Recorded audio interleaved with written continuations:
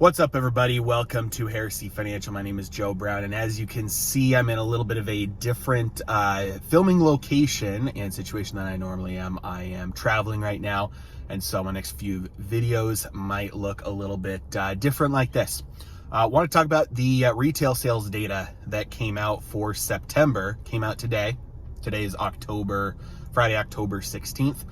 And so today the retail sales for September came out much better than expected. Came out at 1.5% increase. They were expecting a 0.4%, so over triple expectations. And that caused the stock market to rally early on. There was a little bit of a sell-off towards the end of the day. The Dow still closed higher. And so a lot of people, I want to take a little bit of a contrarian view on this. I know, a shocker, right? But this retail spending up this much, it's not a good sign. It's not necessarily or inherently a bad sign either. But that's the point. It's just spending.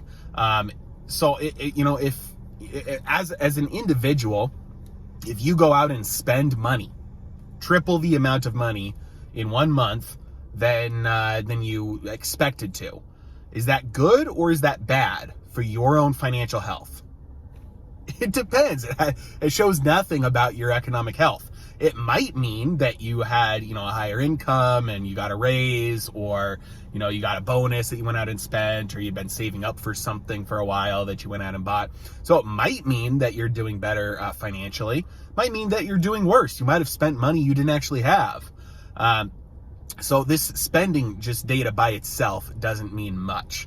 But when you pair it with everything else that's going on, there's still a lot of unemployment. A lot of these temporary job losses are turning permanent. More and more companies, every couple of weeks, we're seeing massive companies announce a lot of these job cuts are now permanent.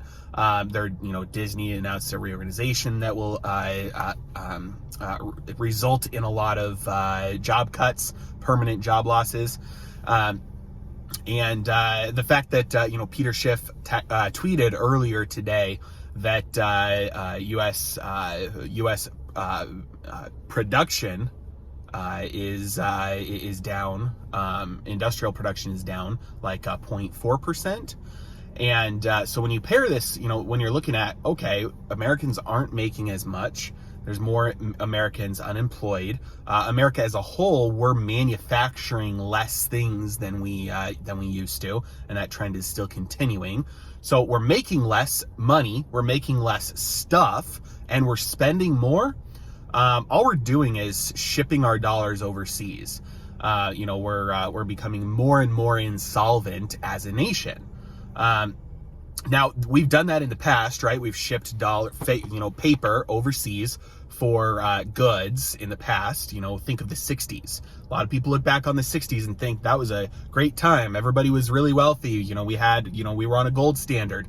And in fact, what was really happening was we were spending fake money. And once the world caught on, they shipped all those dollars back to try and get gold for it. Well, there wasn't enough gold to back up all those dollars. And so the inflation of the 70s was the financial punishment for the fraud of the 60s. It was that money they were borrowing that money from the future, had to be paid back. We're doing the same thing right now. We're shipping a lot of dollars overseas for goods that other countries are making. We're not making anything ourselves. And once the world gets tired of it, they're going to send all the dollars back. And they're already starting to do that. And that's going to drive prices up. And, the other thing to note is that a lot of people look at Japan and say, well, all we're doing is getting closer to what Japan has been doing, and they've been absolutely fine. We've got a lot more slack, capacity to load up on debt, increase our deficits compared to our GDP to get to the point where Japan is at, and they've had no inflation. They've been fine. Well, part of the problem is that they have a very different culture than we do. If you print $10 trillion and drop it off on Mars, that's not inflationary. That money doesn't enter the system. That's the same thing as not printing that money in the first place. However, if you print money and give it to Americans, turns out they spend it. If you print money and give it to the Japanese, turns out they save it. It just gets socked away. It doesn't actually, it's the same thing as printing money and dumping it off on Mars for the most part. And so it doesn't have the result in spending. Now, you print enough money and you cause a crisis in confidence in the currency. Doesn't matter what people were doing. It doesn't matter if the people are savers or spenders. Culturally, a crisis of confidence in the currency will cause an acceleration of getting rid of that currency. So a saving culture will get rid of the currency and save in something else instead. A spending culture will get rid of the currency by spending more. And so you can still have a collapse of a currency, which will result in hyperinflation when you're measuring prices in that currency, regardless of whether a culture is a saving culture or a spending culture. But what the cultural differences show us is that we can't look at Japan as a model for our future, because Americans don't save. Americans spend every dime they get. And so that, Americans don't have emergency savings funds. They don't invest. We spend as a culture much more than every dime we ever earn. So that's just a couple notes on the spending data today, that, retail sales being up higher than expected, not necessarily a good thing by itself. And when you look at that plus everything else, it's actually an ugly picture. Now, I still think we're on an upward trajectory in stocks and markets and asset prices. That's a result of printing money.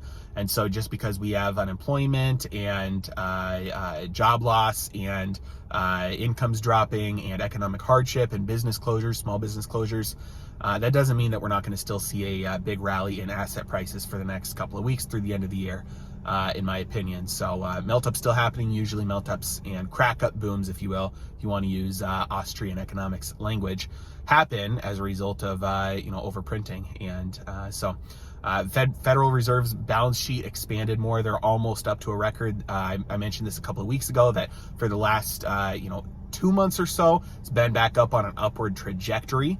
And so with the balance sheet going back up, we're seeing more asset price inflation. And so expect more of that to continue as it continues to make all-time highs. Uncertainty after the election fades.